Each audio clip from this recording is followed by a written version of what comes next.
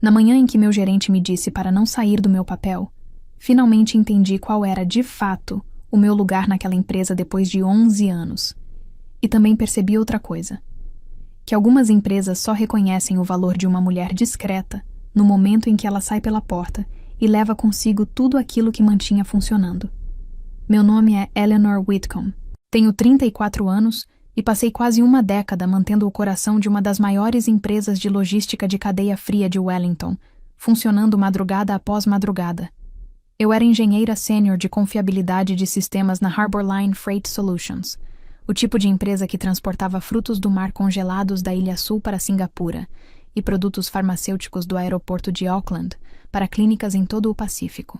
Era o tipo de empresa que vivia ou morria, dependendo de o sistema de monitoramento de temperatura permanecer estável às 3 da manhã, quando ninguém mais ficava de olho. Eu era quem ficava de olho nisso.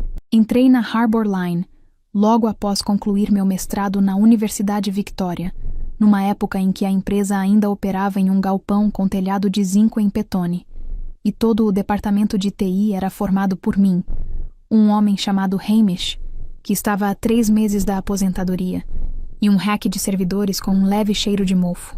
Hamish me ensinou tudo o que sabia naqueles primeiros 6 meses, quais válvulas observar, quais sensores estavam com problema, quais alarmes significavam verificar no dia seguinte e quais exigiam dirigir até o depósito imediatamente, de pijama. Depois, ele me entregou as chaves e foi para casa, para cuidar do seu jardim em Paraparaumu. Nos 11 anos seguintes, reconstruí toda a base dos sistemas daquela empresa de dentro para fora. Eu projetei a estrutura de monitoramento que rastreava cada container refrigerado, desde o momento em que era carregado no porto até chegar à doca de carregamento do cliente. Desenvolvi as regras de alerta que diferenciam um sensor com defeito de uma falha real de refrigeração. Criei o sistema de contingência que redirecionava automaticamente a energia quando a subestação em Seaville apresentava falhas durante uma tempestade de vento sul. Eu conhecia cada peculiaridade de cada equipamento que já havíamos adquirido, incluindo os 3 chillers dinamarqueses, que sempre desarmavam o disjuntor quando a umidade passava de 85%. Eu sabia disso porque era eu quem era chamada a qualquer hora do dia ou da noite durante 11 anos. Quando a empresa se expandiu para Christchurch, voei até lá e construí o sistema do zero em 8 semanas. Quando adquirimos a pequena empresa em Tauranga, integrei o antigo sistema escada deles ao nosso em um único fim de semana chuvoso. Quando o ciclone atingiu a costa leste e nossa unidade em Napier ficou sem energia elétrica por 40 horas, mantive os geradores funcionando em sequência e a carga preservada de um quarto de hotel em Hastings, dormindo em intervalos de 2 horas entre os alarmes. Poucas pessoas na empresa conseguiam fazer o que eu fazia com o mesmo nível de profundidade. Não porque eu fosse um gênio, não sou, mas porque ninguém mais permaneceu tempo suficiente para aprender todos os detalhes. E por 11 anos, isso foi suficiente. Meu salário aumentava acompanhando a inflação com um pequeno acréscimo, nunca mais do que isso. Meu cargo mudou uma única vez, de engenheira de sistemas para engenheira sênior de confiabilidade de sistemas, o que soa impressionante até você perceber que não houve aumento salarial. Eu tinha 3 semanas de férias que nunca consegui tirar. Meu parceiro, Dominique, era professor do ensino fundamental e deixou de me pedir para planejarmos viagens porque sabia que eu acabaria cancelando. Eu dizia a mim mesma que estava tudo bem, repetia que o trabalho era importante, e era importante para mim. Eu só não percebia o quanto isso importava pouco para as pessoas que assinavam meu contra-cheque. Isso mudou em uma manhã de terça-feira, no fim de março, quando entrei na reunião de revisão operacional de segunda-feira e vi um estranho sentado na cabeceira da mesa. Ele tinha talvez 38 anos. Vestia uma camisa azul clara que provavelmente custava mais do que a minha prestação mensal da hipoteca. Seu cabelo tinha aquele aspecto cuidadosamente desarrumado que leva tempo para conseguir. Ele se levantou quando entrei, estendeu a mão e se apresentou como Spencer Hollingworth, nosso novo diretor de estratégia de operações. Não houve aviso, e-mail, comunicado nem sequer um comentário discreto do meu gerente. Ele simplesmente apareceu, e pela forma como a alta liderança se posicionava ao seu redor, inclinando-se para a frente e concordando antes mesmo de ele terminar de falar, Ficou claro que ele já estava ali havia pelo menos uma semana, antes que alguém se lembrasse de mencionar sua existência para a mulher que realmente mantinha os sistemas pelos quais ele agora seria responsável. Sentei na ponta da mesa. Sentei e fiquei ouvindo. Spencer falou por 40 minutos. Abordou estruturas de excelência operacional, mapeamento de fluxo de valor e otimização logística sinérgica. Citou um projeto de benchmarking que liderou em uma empresa de software em Londres. Falou também do seu MBA em uma escola de negócios suíça, cujo nome pronunciou com a reverência normalmente reservada a catedrais. Ele usou a palavra paradigma 4 vezes. O que ele não trouxe foi nada específico sobre o nosso negócio. Não falou sobre cadeia de frio. Não mencionou sensores nem compressores. Nem o fato de que o novo armazém em Auckland estava prestes a entrar em operação e que mais do que dobraria nossa carga de monitoramento. Ele não mencionou frete, transporte, refrigeração ou qualquer aspecto prático do trabalho que sustentava nossos salários. Depois da reunião, nossa diretora financeira me chamou de lado e disse que Spencer seria responsável pela direção estratégica da minha equipe. Quando perguntei a quem eu me reportaria a partir daquele momento, ela deu um sorriso forçado e respondeu: "Ao Spencer, claro. Você vai achá-lo muito visionário." Voltei para minha mesa e fiz uma busca discreta. Spencer Hollingworth tinha 3 anos de experiência em consultoria, 2 anos em uma startup de fintech que encerrou as atividades 18 meses após sua entrada, e um MBA. Ele nunca havia trabalhado com logística, nunca tinha atuado em uma função operacional, nunca havia sido responsável por um único equipamento físico em toda a sua carreira. Ele havia sido contratado com um salário, descobri mais tarde, de $240 mil. Eu ganhava 98 mil por ano. Fiquei sentada à minha mesa por um longo tempo naquela noite, depois que todos já tinham ido embora, ouvindo o prédio se acomodar ao meu redor, o zumbido da sala de servidores, o clique da bomba de calor, o ruído distante de uma empilhadeira no pátio, os sons de uma empresa que passei 11 anos mantendo viva e que agora considerava um homem sem experiência relevante valendo 2 vezes e meia o que considerava o meu valor. Voltei para casa e não contei nada ao Dominique. Eu precisava refletir. Nas 6 semanas seguintes, observei Spencer se adaptar. Ele marcava uma reunião atrás da outra com minha equipe, não para aprender, mas para questionar nossas decisões. Pedia aos engenheiros juniores que explicassem os processos. Depois os interrompia no meio da frase e passava para uma apresentação de slides que já havia preparado previamente. Ele vivia dizendo coisas como: "Eu não entendo muito de tecnologia, mas..." E então sugeria mudanças técnicas que teriam paralisado toda a operação em poucas semanas. Quem mais foi impactada fui eu. Em silêncio, como sempre fazia, eu respondia aos e-mails dele para toda a equipe com uma mensagem educada, explicando por que, na prática, não podíamos consolidar o sistema de monitoramento em um único provedor de nuvem para reduzir custos, já que o motivo de utilizarmos 2 provedores era que um deles já havia ficado fora do ar por 9 horas durante a resposta ao terremoto de Kaikoura. E perdemos $500 mil em vacinas no caos que se seguiu. Eu marcava reuniões individuais com ele para explicar as limitações. Enviava diagramas detalhados. Me ofereci para levá-lo em uma visita guiada às instalações de Petone, para que pudesse ver de perto os equipamentos sobre os quais estava tomando decisões. Ele nunca apareceu na visita. Ele deixou de marcar reuniões individuais. Passou a copiar o diretor financeiro em todas as respostas, com sugestões cuidadosamente formuladas de que eu estava resistindo às mudanças. Na primeira vez em que percebi que tinha sido deixada de fora de uma reunião sobre os meus próprios sistemas, disse a mim mesma que tinha sido um descuido. Na segunda vez, perguntei diretamente à assistente dele. Na terceira, parei de perguntar. No final de maio, Spencer apresentou seu plano de transformação operacional. Eram 46 slides. Havia, segundo minha análise, 11 propostas que teriam causado falha imediata nos equipamentos, 6 que violariam nossas certificações de conformidade e 3 que anulariam as garantias dos novos chillers que tínhamos acabado de instalar em Auckland, a um custo de $1.400.000. Preparei uma avaliação técnica calma e bem estruturada. Citei especificações, Anexei documentação dos fornecedores e descrevi o impacto financeiro de cada ponto. Enviei para Spencer, para o diretor financeiro, para o diretor de operações e para Garrick Tremaine, nosso diretor de recursos humanos. Recebi um convite para uma reunião na manhã seguinte. Com Garrick, não com Spencer, nem com o diretor financeiro, mas com o RH. Garrick era um homem com quem eu havia falado talvez 4 vezes em 11 anos. Estava na casa dos 50 anos e tinha aquela expressão neutra e cautelosa de quem se acostumou a dar más notícias sem deixar marcas. Ele estava sentado à minha frente em uma pequena sala de reuniões com paredes de vidro no 2º andar e deslizou uma cópia impressa do meu e-mail pela mesa. Eleanor, disse ele, precisamos conversar sobre o seu tom. Perguntei a que parte do e-mail ele se referia. Ele sorriu daquele jeito que se usa com uma criança que acabou de sujar o tapete. O Spencer acredita, disse ele, que você não está lidando com a nova direção estratégica com a abertura que esperávamos.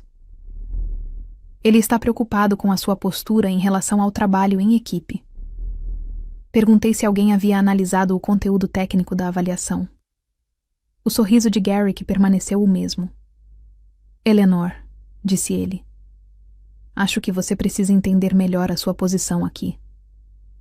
Esperei. Spencer tem um MBA de uma das escolas mais prestigiadas da Europa. Ele foi contratado especificamente para trazer novas ideias às nossas operações. Ele possui uma visão estratégica que a liderança executiva apoia plenamente. Você. E ele disse isso com um tom de falsa cordialidade. É engenheira. Seu papel é executar, não questionar. Quando a estratégia é definida, seu trabalho é encontrar uma forma de implementá-la. Não escrever análises explicando por que não funcionará. Fiquei em silêncio por alguns segundos. Valorizamos seu conhecimento técnico, Eleanor. De verdade. Mas você está aqui há muito tempo, e às vezes isso cria um certo apego, uma sensação de controle sobre coisas que não são realmente suas. Os sistemas pertencem à Harbor Line. A estratégia é responsabilidade do Spencer. Seu papel é não sair do seu papel e fazer o seu trabalho. Ele fez uma pausa e acrescentou, com a voz suave de quem acredita estar sendo generoso. Fique no seu papel, Eleanor. Esse é o melhor conselho que posso te dar. Olhei para ele por alguns instantes. Pensei na noite de 3 anos antes, quando dirigi até o armazém de P-Town à 1 da manhã durante uma queda de energia e permaneci lá até o amanhecer, redirecionando manualmente a carga, para evitar a perda de um container de insulina destinado a uma clínica em Vanuatu. Pensei no fim de semana que passei em Christchurch aprendendo sozinha a sintaxe de configuração de um controlador de compressor italiano, porque não existia documentação em inglês do fornecedor.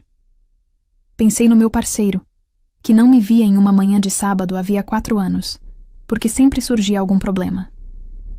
Pensei nos 11 anos. Fiz apenas uma pergunta a Garrick. Se eu apresentasse uma justificativa completa e detalhada para uma determinada mudança, em vez de uma análise contrária, Spencer consideraria? O sorriso de Garrick vacilou levemente.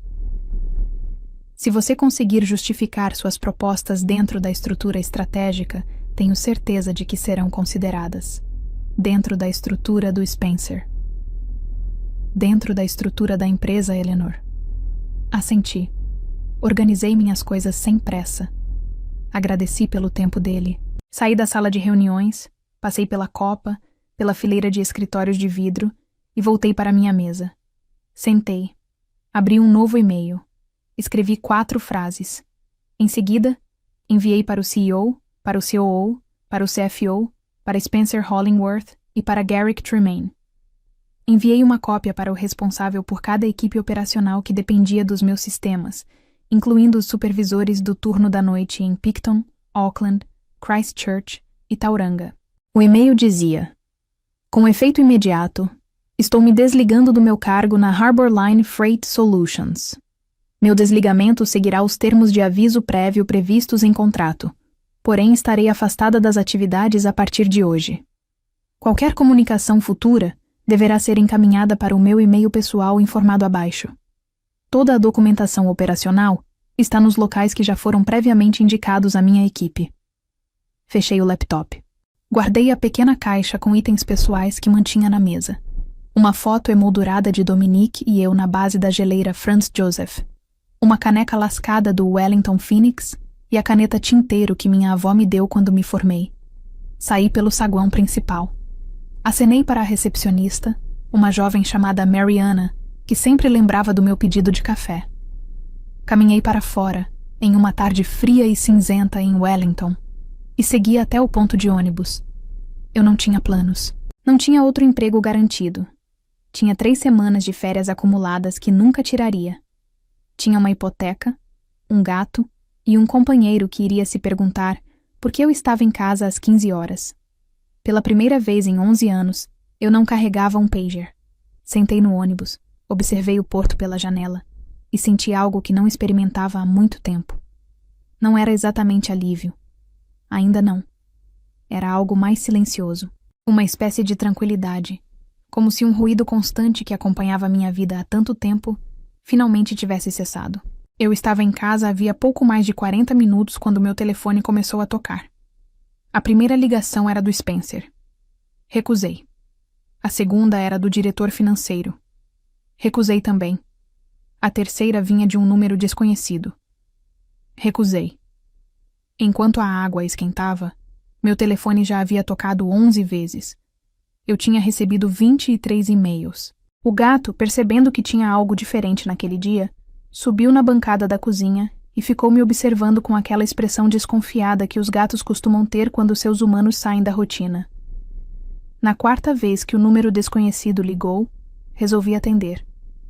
Eleanor, disse uma voz que eu escutava nas reuniões gerais da equipe 2 vezes por ano, durante 11 anos, mas com quem eu nunca tinha falado diretamente.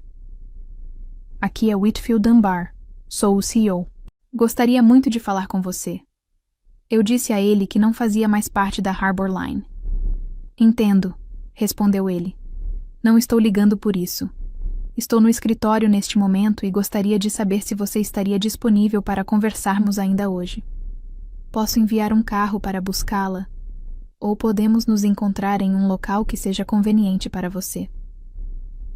Fiquei em silêncio por alguns segundos. Eleanor, continuou ele. Li sua avaliação do plano de ação de Spencer há cerca de 1 hora. Li com bastante atenção. Depois, li também sua carta de demissão. Gostaria de conversar com você. Não como seu ex-empregador, mas como alguém que acabou de perceber algo que deveria ter entendido há muito tempo. Sugeri que poderíamos nos encontrar em um local neutro, mas ele insistiu que seria mais prático ir até mim, já que estava com a agenda comprometida no restante do dia. Depois de alguns segundos de hesitação, concordei e passei meu endereço. Preparei o chá. Avisei Dominique e que eu explicaria tudo depois. Ele olhou para mim, depois para a caixa com meus materiais de escritório sobre o balcão da cozinha e não fez nenhuma pergunta. Apenas beijou minha testa e disse que levaria o gato para o quarto. Whitfield Dunbar chegou cerca de 40 minutos depois da ligação. Devia ter por volta de 60 anos, com cabelos grisalhos curtos e o rosto marcado pelo tempo, típico de alguém que cresceu em uma fazenda e nunca perdeu completamente aquele jeito. Vestia um terno cinza escuro, com a gravata já um pouco afrouxada. Ele trazia uma pasta de couro debaixo do braço. Sentou-se na nossa pequena sala de estar, aceitou uma xícara de chá e disse: Eu lhe devo um pedido de desculpas. Esperei. Trabalho na Harbor Line há 19 anos. Continuou. Comecei na área de operações, como supervisor de pátio em Taranga. Eu sei qual é de fato o seu trabalho, Eleanor. Sei o custo de uma falha no monitoramento da cadeia de frio de primeiro nível. Sei o impacto para os clientes, para as seguradoras e para a capacidade da empresa de disputar o próximo contrato governamental. Ele tomou um gole de chá. Também sei que nas últimas 6 semanas, permiti que um homem sem experiência operacional assumisse a responsabilidade por uma função essencial para o funcionamento da empresa. Hoje, olhando em retrospectiva, percebo que deveria ter questionado melhor essa decisão quando aprovei a contratação. Convenci a mim mesmo de que o conselho buscava modernização e que ele aprenderia. Acreditei que a equipe técnica reagiria caso algo se tornasse arriscado. Ele apoiou a xícara. Li sua avaliação esta tarde, ponto por ponto. Meu diretor de operações sentou comigo e explicou cada detalhe. Confirmou seus números, a exposição às garantias e os problemas de conformidade. Quando chegamos à terceira página, já estava claro para mim que, se o plano de Spencer fosse implementado, a empresa poderia sofrer uma paralisação grave em cerca de 90 dias. Ele fez uma pausa. Depois lemos sua carta de demissão, que chegou enquanto ainda discutíamos sua avaliação, e eu fiz uma pergunta ao meu diretor de operações. Perguntei, se Eleanor sair hoje à noite, o que para primeiro? Ele olhou para mim. Ele listou 17 pontos. Disse que não saberia resolver nenhum deles sem você.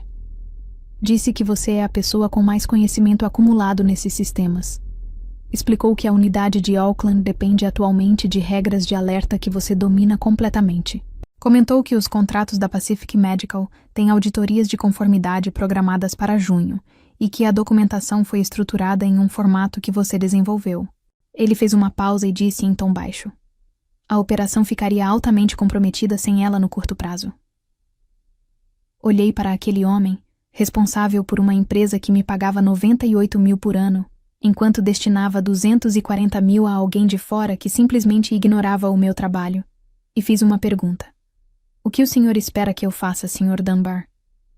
Gostaria que você voltasse, respondeu ele. Gostaria de propor um aumento significativo no seu salário, compatível com um cargo executivo a ser formalizado após alinhamento interno. Quero oferecer a você o título de diretora de confiabilidade, com participação no comitê executivo. Também pretendo ajustar o papel de Spencer Hollingworth para uma função de consultoria estratégica, sem autoridade direta sobre a sua área. Gostaria que você tivesse a autoridade técnica final sobre todas as mudanças operacionais dentro da sua responsabilidade. E quero garantir a você um pacote de ações compatível com sua contribuição, algo que deveria ter sido considerado há anos. Ele colocou a pasta sobre a mesa de centro. Esbocei aqui alguns termos preliminares com base no que acredito que podemos oferecer, sujeitos à aprovação formal do Conselho e do RH. Gostaria que você analisasse com calma e tomasse a decisão no seu tempo. E independentemente da sua escolha, quero que saiba que não estou fazendo essa proposta apenas porque a empresa precisa de você. Estou fazendo porque essas condições já deveriam ter sido oferecidas há 5 anos, e o fato de isso não ter acontecido representa uma falha de liderança, pela qual eu sou responsável. Deixei que o silêncio ocupasse a sala por alguns instantes. Então respondi com sinceridade. Senhor Dunbar, agradeço a proposta. Agradeço por ter vindo até aqui e reconheço que os termos são generosos, mas eu não vou voltar. Ele assentiu devagar, como se já imaginasse essa resposta. Posso saber o motivo? Porque essa proposta está sendo feita agora, expliquei. Não há 3 anos, quando eu trabalhava 70 horas por semana durante a expansão no Pacífico Sul. Não há 18 meses, quando reconstruí toda a base dos sistemas e gerei uma economia de 600 mil por ano em custos relacionados a alarmes falsos. Nem há 6 semanas, quando Spencer foi contratado com um salário que, por si só, já respondia a qualquer dúvida sobre como a empresa me enxergava. A proposta está sendo feita agora porque hoje eu sou um problema. Amanhã serei um custo alto. E depois de amanhã, apenas um caso que será contado em conferências do setor. Olhei para ele com firmeza. Se eu voltar, vou passar os próximos 2 anos refazendo tudo o que Spencer bagunçou. Vou gastar minhas noites respondendo e-mails urgentes. Vou voltar a ser a pessoa cujos planos de férias nunca saem do papel. Vou treinar quem vier depois de mim bem devagar, porque no momento em que eu deixar de ser indispensável, volto a ser invisível.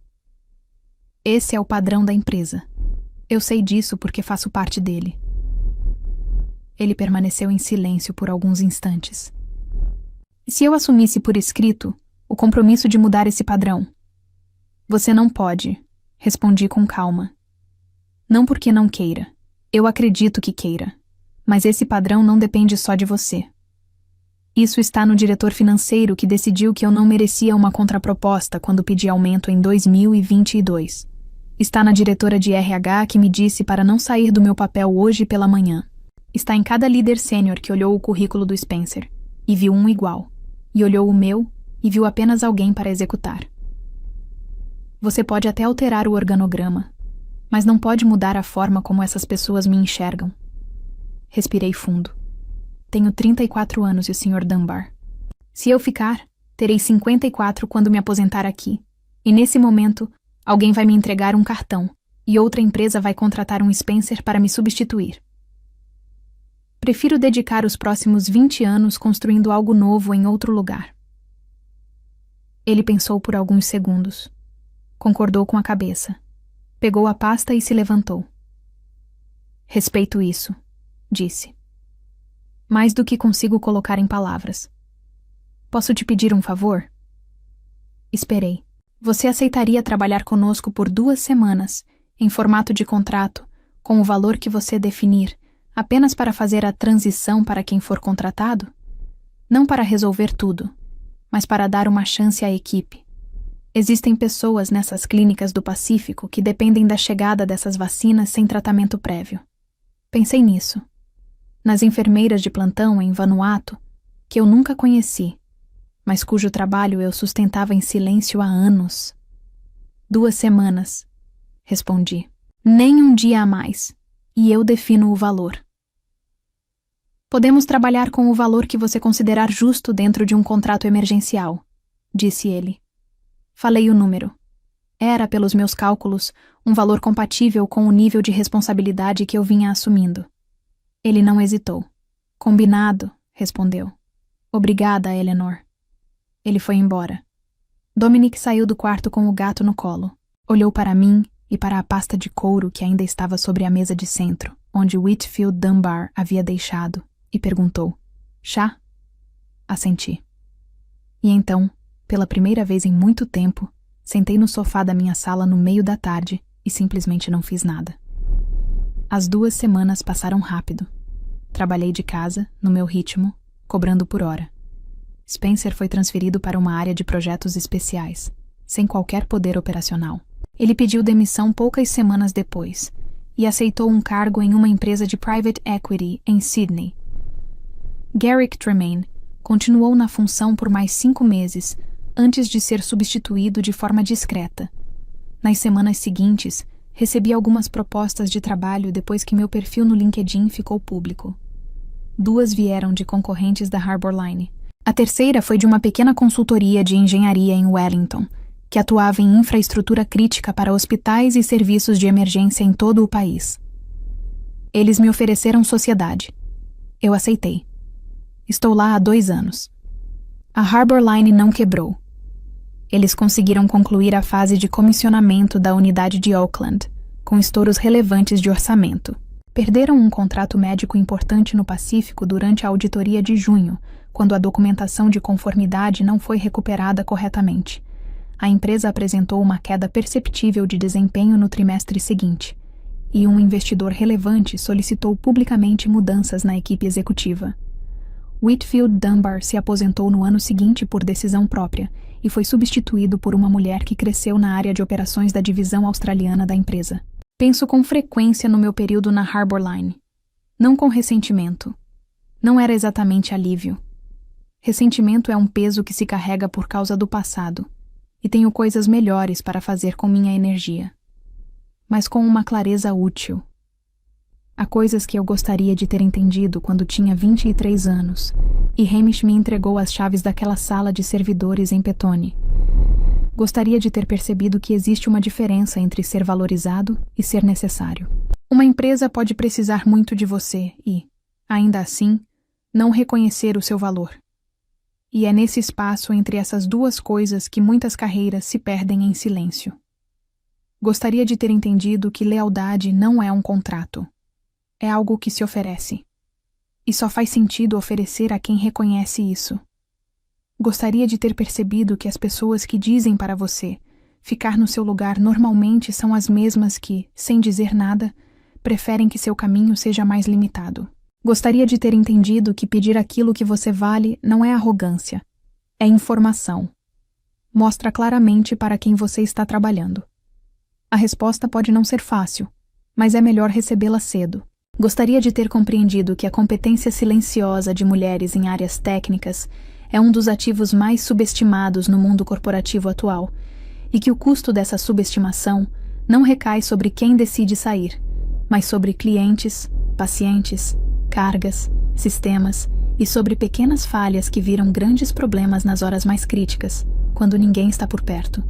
Eu era quem ficava de olho nisso, e gostaria de ter sabido, quando era mais nova, que ir embora não significa fracasso. Às vezes, é a única resposta honesta para uma pergunta que vem sendo feita há tempo demais. Às vezes, a porta que você fecha é justamente a que permite perceber o quanto o ambiente lá dentro já estava insuportável. Se você está ouvindo isso e trabalha demais para uma empresa que já deixou de te valorizar, eu quero te dizer algo. Seu valor não é definido pelo que seu gestor lembra de escrever na sua avaliação. Não é definido pelo seu cargo, pelo seu salário ou por aparecer em um convite de reunião.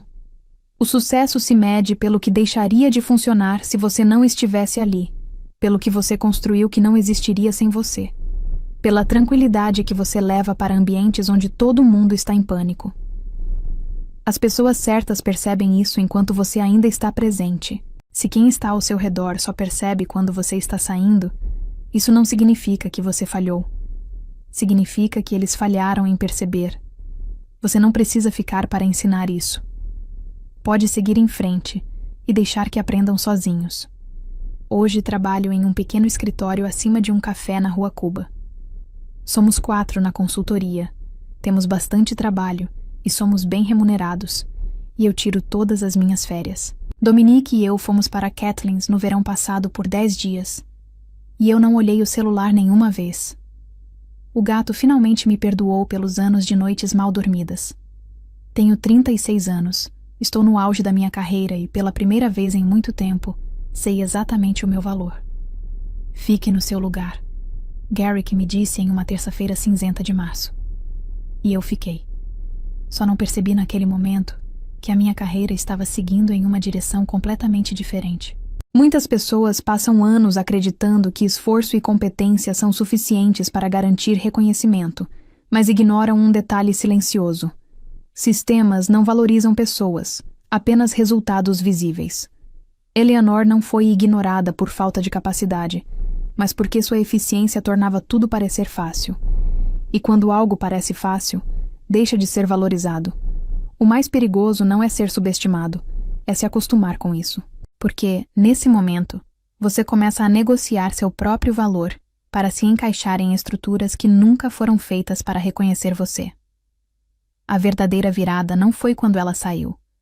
Foi quando ela percebeu que permanecer significava aceitar menos do que já sabia que valia. A lição aqui não é simplesmente saia do seu emprego. É mais profunda. É entender que reconhecimento tardio não é mérito. É consequência da perda. Empresas frequentemente só ajustam o valor de alguém quando o custo da ausência se torna evidente. Mas, nesse ponto, a relação já foi quebrada.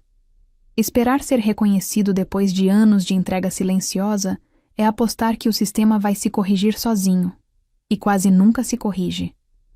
A maturidade profissional está em identificar cedo os sinais, quando sua voz é ignorada, quando decisões críticas desconsideram sua experiência, quando seu crescimento estagna enquanto outros avançam sem base.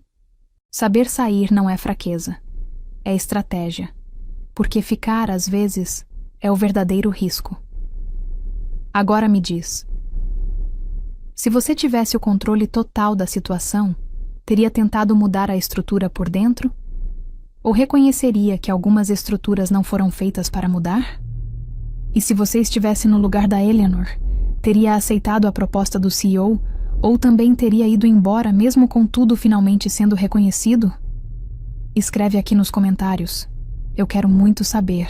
E não esquece, deixa também o seu comentário com uma classificação de 1 a 10 para mostrar o quanto você gostou, porque assim eu consigo trazer mais vídeos que sejam interessantes para você.